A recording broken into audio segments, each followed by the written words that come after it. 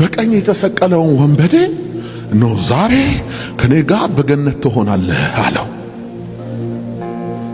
እንደዛ ከሆነማ ጌታ ሆይ በታምራት ከዚህ ላይ አውርደኝና ሄጄ እዚህ አጥቢያ አለች ያመነ የተጠመቀ ሚደና ስተባለ ተነከረ ብዬ ልምጣና ልሰቀል ከዛ ገባለሁ አለ። በቀኝ የተሰቀለው እኮ ገብቷል ስትሏቸው እሱን አይመልስልህም። እሺ ወደ ሌላ ወደዛ አይደለም በቀኝ የተሰቀለው። እሺ በጣም አደገኛ የሆነ ጥያቄ የጠየቀን ነው አይደል የሚመስለው ወዳጅ። ለማንኛውም ግን እያልክ ያለው ምንድነው? ጥምቀት ለድነት የሚያስፈልግ ከሆነ በቀኝ የተሰቀለው ያ ወንበዴ ምን ማለት ነበረበት አልክ? እንደው እስቲ ከመስቀል ላይ ወረድ ብዬ ሄጄ አንዲት አጥቢያ ሄጄ እንደው ነከር ብዬ ያመነ ይጠመቅ ይድናል ስለሚባል ልምጣ ያኔ ነው ምንድነው ማለት ነበረበት አልክ?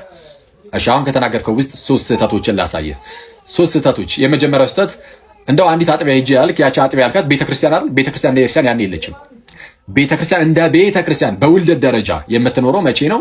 መንፈስ ቅዱስ ሲወርድ ነው። መንፈስ ቅዱስ ባልወረደበት የሆነች አጥቢያ ቤተክርስቲያን ሄደ ምናምን የሆነ በአገልግሎት ደረጃ ያለች ቤተክርስቲያን የለችም ገና ከጅምሩ። ስለዛ እንደዛ ሊል አይችልም። ሁለተኛ ያመነ የተጠመቀም ይድናል የሚል ነገር ስላለ አልክ። እሱ እንደዛ ብለህ ቀለል አድርገን ያለፍከው። ግን ይህንን የተናገረው ማን እንደሆነ ላስታውስ ይገባኛል። ማን የተናገረው?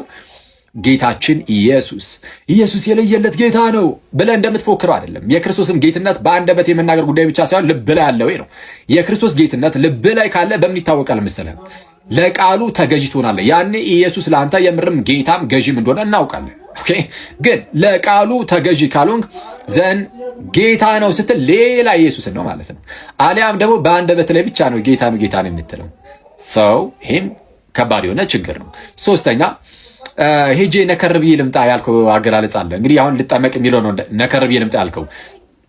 አስቀድሜ እንግዲህ ልጠመቅ ብሎ ሊመጣ አይችልም ያ በቀኝ የተሰቀለ ወንበዴ። ለምን? ጥምቀት ገና አልተሰጠም። ጥምቀት በትእዛዝ ደረጃ አጥምቁ ተብሎ የተሰጠው መቼ ነው? ጌታችን ኢየሱስ ሞቶ ከተነሳ በኋላ።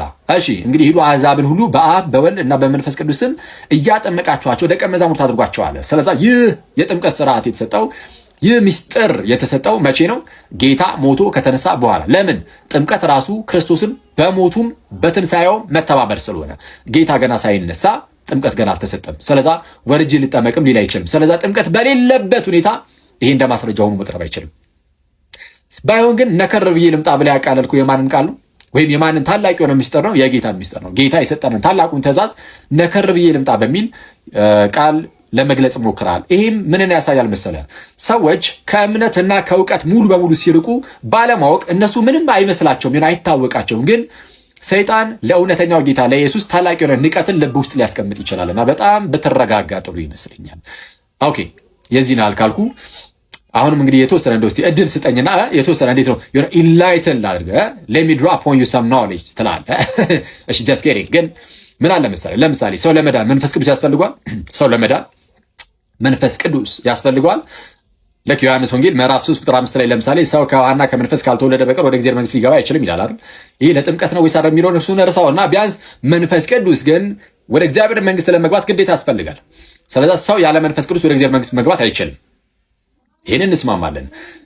ልክ እዛው ዮሐንስ ወንጌል ምዕራፍ 7 ላይ ጌታችን ኢየሱስ ቁጥር 37 ላይ ማንም የተጠማ ቢኖር ወደ እኔ ይምጣ የሕይወት ውሃ ወንዝ ከሆዱ ይፈልቃል ብሎ እንደጮኸ ማለት ነው። እሱን ዮሐንስ ምን ብሎ ተረጎመ? ይህንንም በእርሱ የሚያምኑ ይቀበሉ ዘንድ ስላላቸው ስለ መንፈስ ተናገር ይላል። ስለ ሰዎች ለመዳን ምን ያስፈልጋቸዋል? መንፈስ ቅዱስ ያስፈልጋቸዋል። ያንን መንፈስ አማኞች ይቀበሉታል። አማኞች ያንን መንፈስ ይቀበሉታል። ስለዛው መንፈስ ሲናገር እዛው ጋር ደግሞ ዮሐንስ ምን ብሎ ይናገራል? በደንብ አድርገህ ስማኝ። እዛው ጋር ስለዛው መንፈስ ሲናገር ዮሐንስ ምን ይላል? ኢየሱስ አልከበረምና መንፈስ ገና አልወረደም ነበረ ይላል። መንፈስ ገና ምን አላለም? አልወረደም ነበረ። ስለዚህ ያ መንፈስ ደግሞ የሚወርድ ነው። ስለዚህ መንፈስ ይወርዳል። መንፈስ ሳይወርድ መዳን የለም። ሰው እንዲድን የኢየሱስ መምጣት ብቻ ሳይሆን የመንፈስ ቅዱስ መውረድ ደግሞ ያስፈልጋል። ድህነት ላይ የመንፈስ ቅዱስ ኢኮኖሚ ደግሞ አለ። ለሱ መንፈስ ቅዱስ ምን ማለት አለበት? መውረድ አለበት። እዚህ ላይ እንስማማለን አይደል? ሰው ለመዳን መንፈስ ቅዱስ ግዴታ መውረድ አለበት። የወረደው መቼ ነው? በባለ ፔንቴኮስቴ ወይም በባለ 50 እያለን የምንጠራው ያኔ ጌታችን ኢየሱስ ተስፋ እንዳስደረጋቸው መንፈስ ቅዱስን አወረደ። መንፈስ ቅዱስን አወረደ። በቀኝ የተሰቀለው ሰውዬ አሁን አንተ ያመጣው ሰውዬ ያኔ ነበር ሄዳ ነው ወይስ ገና መንፈስ ቅዱስ ሳይወርድ በፊት? መንፈስ ቅዱስ ሳይወርድ በፊት ነው ምን የተባለው? ዛሬ ከኔ ጋር በገነት ትሆናለህ። ዛሬ በገነት ከኔ ጋር ትሆናለህ ስለተባለ መቼ? መንፈስ ቅዱስ ሳይወርድ በፊት። በቃ የመንፈስ ቅዱስ መውረድ ምንም ለድነት አይደለም ማለት ነው ብለን እንደመደም ያደርጋል። አረገ።